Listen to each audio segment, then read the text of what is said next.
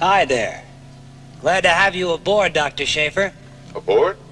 We're mighty sorry about any trouble or inconvenience we might have caused you, but I know once we've explained our problem, you'll understand. Where is this? I mean, where am I? Who are you? How about that? I forgot to introduce myself.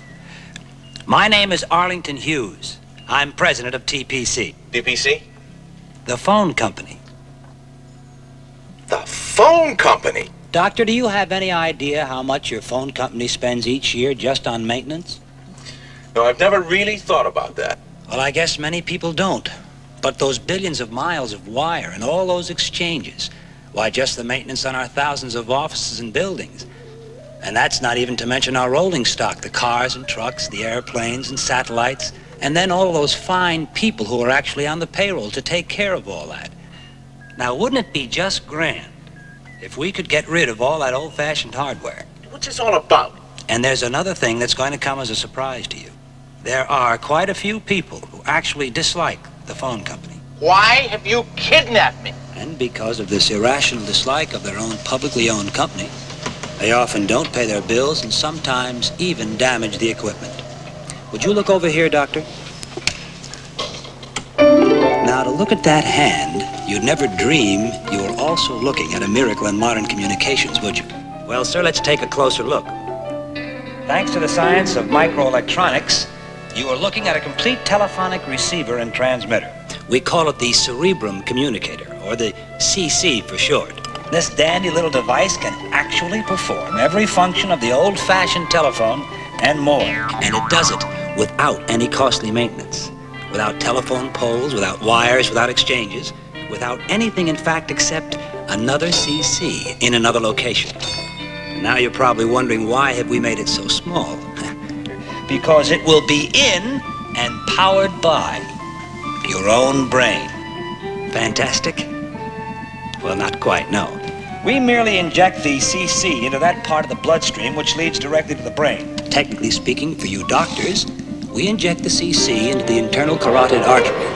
The bloodstream carries it directly to the cerebrum, where it lodges comfortably in the anterior central gyrus, which for us laymen is simply that part of the brain where intellectual associations take place. Can you imagine the ease, the fun with which you can place a call? Why, all you have to do is think the number of the person you wish to speak with, and you're in instant communication anywhere in the world. Would you like an opinion of a qualified psychiatrist on all that I've just seen and heard?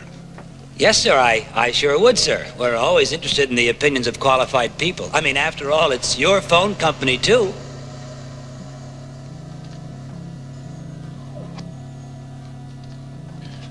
You're a megalomaniac, and the phone company is psychotic. Getting back to our problem, we realize the public has a misguided resistance to numbers. For example, digit dialing. They're resisting depersonalization. And so Congress will have to pass a law substituting personal numbers for names as the only legal identification, and requiring a prenatal insertion of the cerebrum communicator. Now then, a communication tax could be levied and paid directly to the phone company. It'll never happen.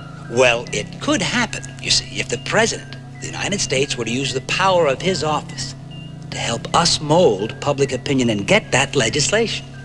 And that's where I come in. Yes, that's where you come in. Because you are in possession of certain personal information concerning the President, which would be of immeasurable aid to us in dealing with him. Well, you will get not one word from me. Oh, I think we will.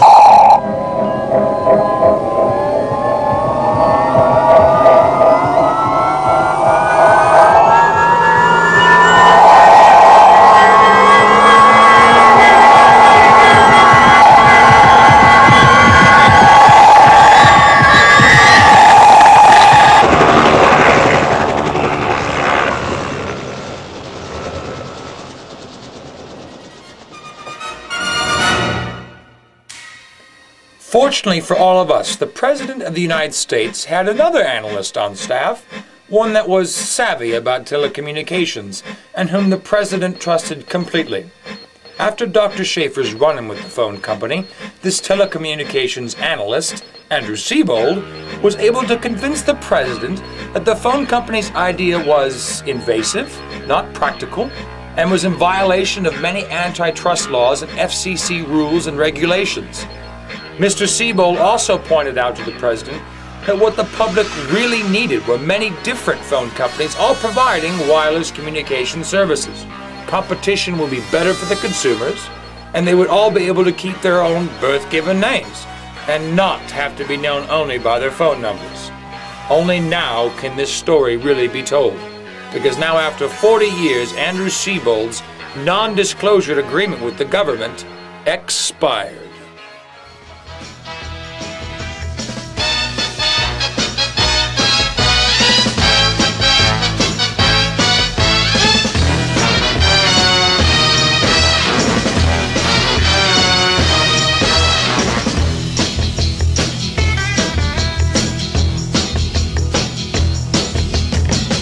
He's an underwhelming kind of sleuth.